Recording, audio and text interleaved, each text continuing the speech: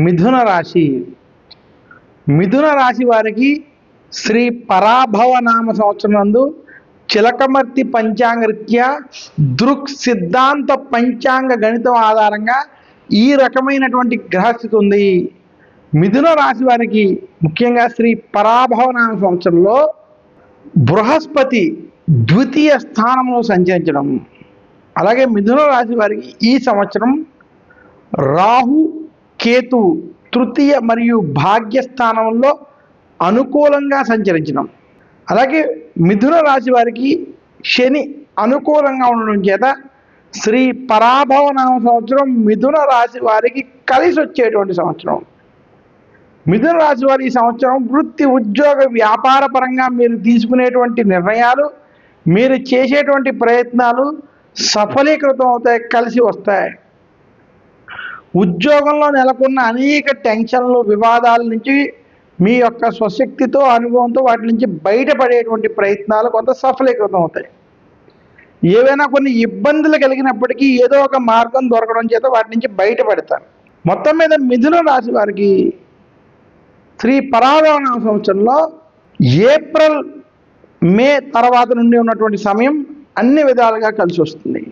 ముఖ్యంగా మిథున రాశి వారికి ఈ పరాభవ నామ సంవత్సరంలో చిలకమర్తి పంచాంగ పరంగా నిరుద్యోగులకి ఉద్యోగ ప్రయత్నాలు కలిసి రావడం, ఉద్యోగస్తులకి ఉద్యోగంలో ప్రమోషన్ వంటివి కలిసి రావడం జరుగుతుంది.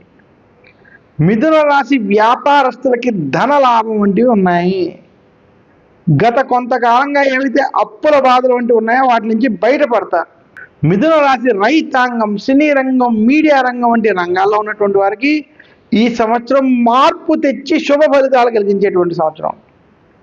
మిథున రాశి వారు వ్యాపార పరంగా ఏమైనా అడుగులు వేయాలనుకుంటే వ్యాపార పరంగా కలిసి వచ్చే సంవత్సరం ఈ సంవత్సరం. మిథున రాశి స్త్రీలకి శుభ వార్తలు, శుభ ఫలితాలు, శుభకార్యాల్లో పాల్గొనడం వంటివి కలిసి వస్తాయి.